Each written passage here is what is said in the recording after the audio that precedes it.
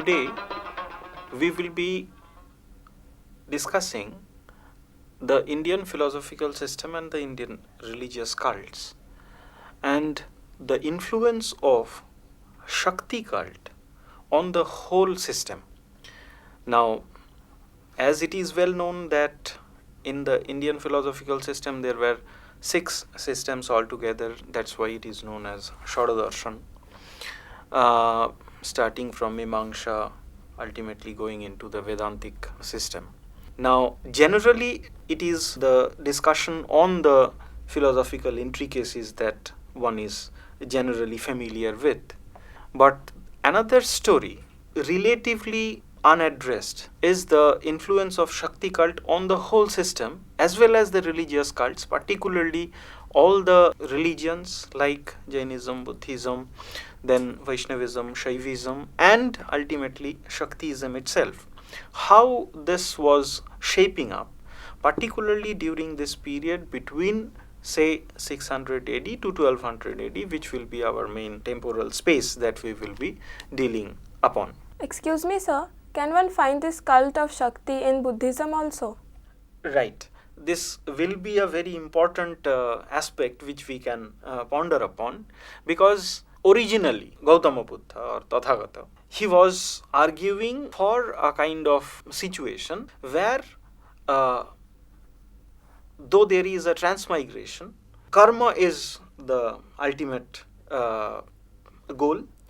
It is one's karma which leads to the transmigration, and if one performs the right deeds, ultimately one can extricate himself or herself from this transmigration of life.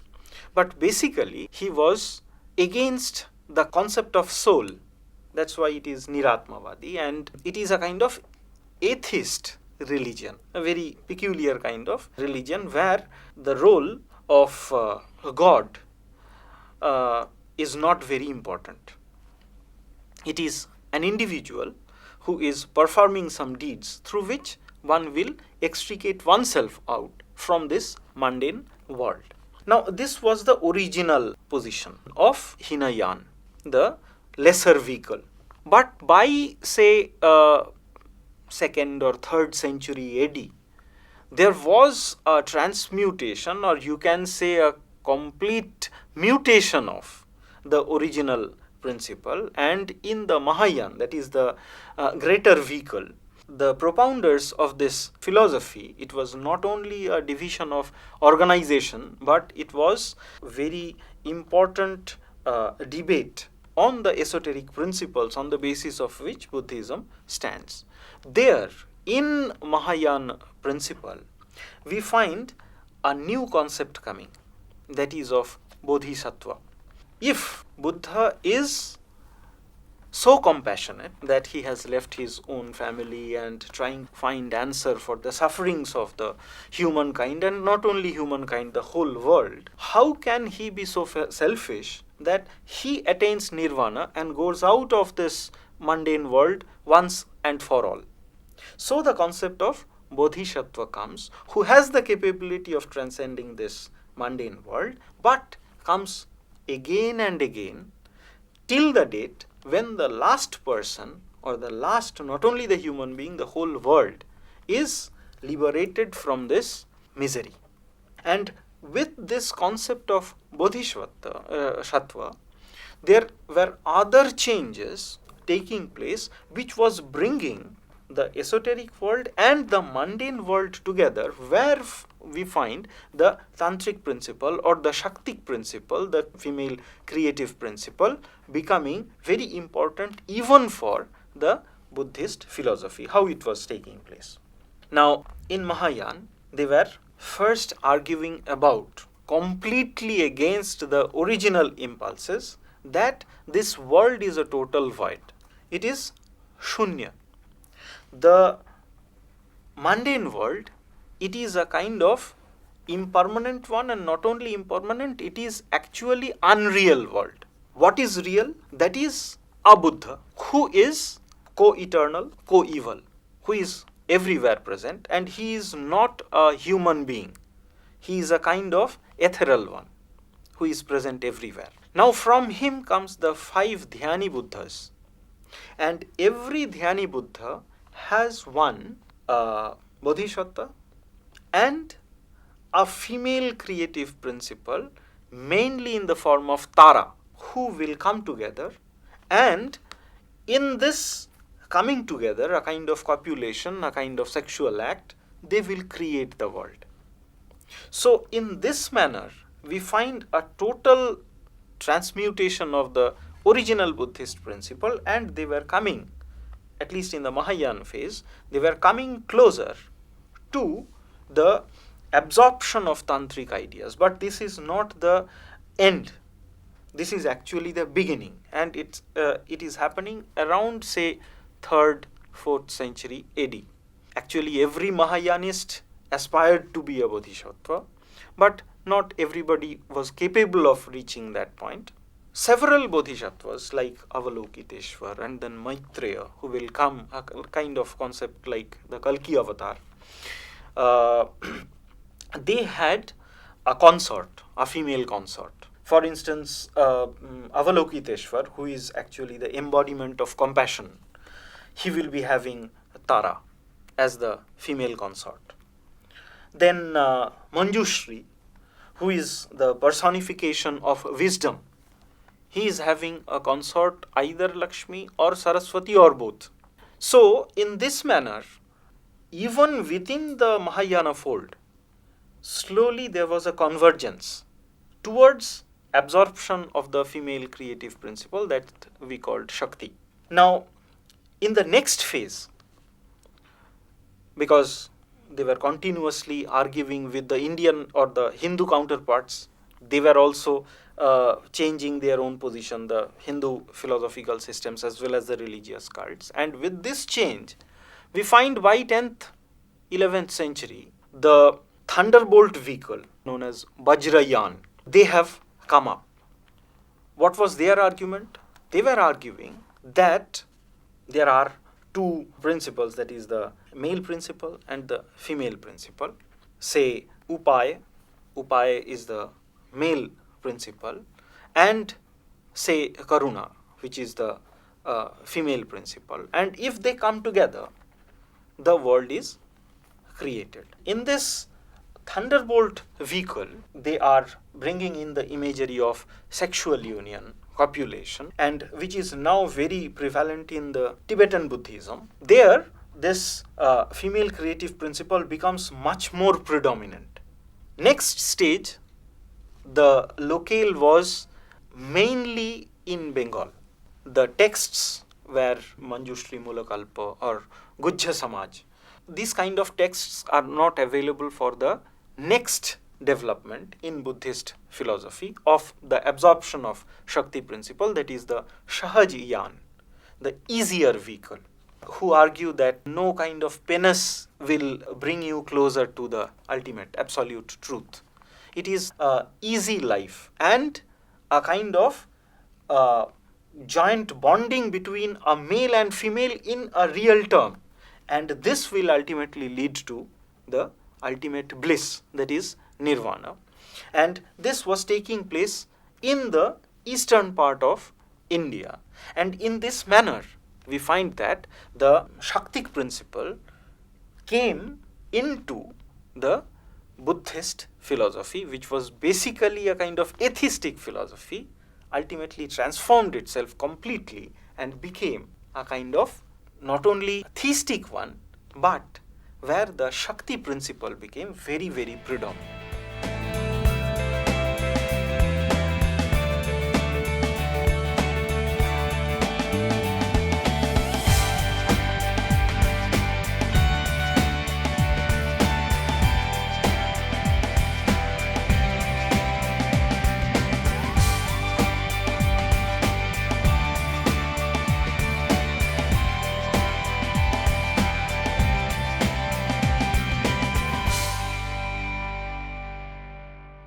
As I was talking about the Buddhist absorption of the Tantric principle or the Shaktic principle, we find the goddess or goddesses, they are becoming more and more important in the Buddhist philosophy as well as the cult. Excuse me, sir.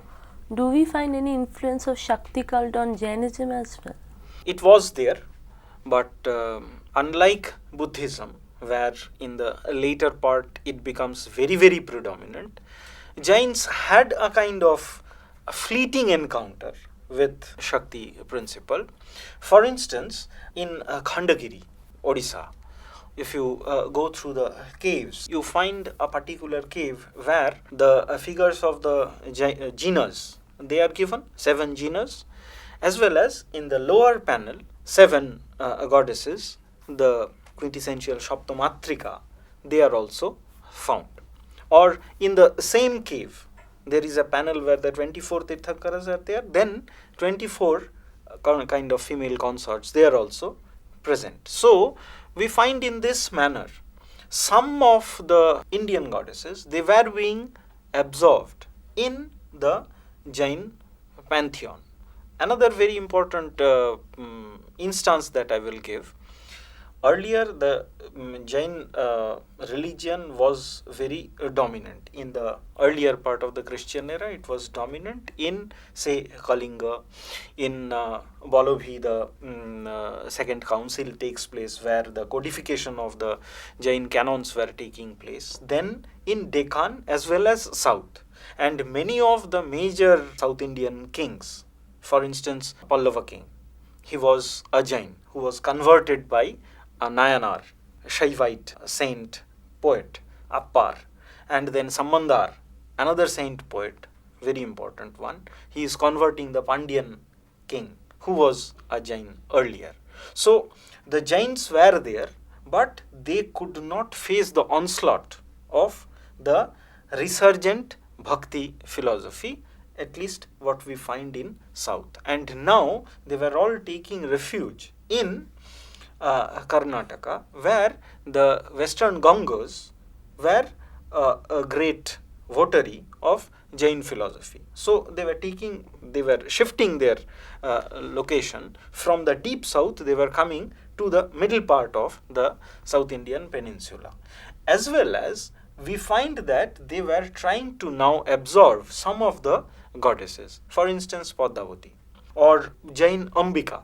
Jain Ambika figure becomes very popular in West Bengal, and you find a many-headed hydra-faced Jina, and this god or the goddess behind him, they become a very important motif in the locality in West Bengal. There are many places, for instance in Bardhaman there is a place called Ombika Kalna. So the place names also show that this figure, Ombika, which was adopted by the Jains, and Jains had a considerable presence in Bengal also, they were becoming very important. It may be because of the onslaught that they were facing from the resurgent bhakti that they were changing it. But I would say that unlike Buddhism, this encounter was much more fleeting in its nature. It did not change the basic tenet of the philosophy very much. We can take the case of Vaishnavism, another very important aspect, very important segment of the Indian religious field or religious thinking, religious cult. There also we find that the absorption of this female creative principle was taking place. In historical field, we find that from the early Gupta period itself, icons like Lakshmi, Shri, they are becoming important. Earlier also they were there. The word Rajya Lakshmi, the guardian angel of the kings, are important. But now, even in the iconography, they were becoming important. And the coming together of the male and female principle, for instance, the Ardhanarishwar, we find in a Gupta seal found from Bhita, where this motif is there. Ardhanarishwar, one part it is Shiva, another part Parvati. In the same body, the male and female principle, they are coming together. And not only this one, There were other instances just after that, after the Gupta period, in the subsequent, say, in the Harsha's period, Banabhatta's writings, then other works, the Puranas, Markandeya Puran. A part is Devi Mahatmya. In Devi Mahatmya, they are talking about different types of goddesses. One very important goddess, a very benign figure, is Lakshmi or Shri, who is the divine consort of Vishnu. The Vaishnavite saint poets, they were known as the Alvars. And among the Alvars, 12 main Alvars, we find only one female composer, Andal. And there we can say she is talking about a kind of bridal mysticism. She is viewing herself as the consort of God, who has exchanged her garland with the God. That is, sacred marriage has taken place between them. Now, in Andal's writing, the kind of imagery that she is using, it shows a kind of bridal mysticism which later will take the form of the concept of Radha, the divine consort of Krishna. So the seeds were there, but later it came into a full-fledged philosophical system when it was handled by Ramanuja in a particular fashion. Again, the question will come that how Shaivites, they were changing themselves. There we find that starting from Mahabharata itself, reference is there to Daksha Yajna. Daksha, he is organizing a grand sacrifice. He has several daughters, of which one is married to Shiva. But Shiva, because of his uncouth type of nature, he is not a very welcome in the household of Daksha, who actually forgets or deliberately does not send an invitation to Shiva. And when his wife finds the humiliation meted to Shiva, she actually sacrifices her life. And Shiva becomes a kind of mad person, carrying the corpse of his dead wife along with him. He is roaming around like a mad person. And when Vishnu finds this, ultimately realizes that it will ultimately lead to the death of Shiva, he, with his Sudarshana Chakra, cuts the pieces of Sati's body into different parts, and these parts fall in different places. And where these body parts fall, they all becomes Shakti Pithas, 51 Shakti Pithas all over India.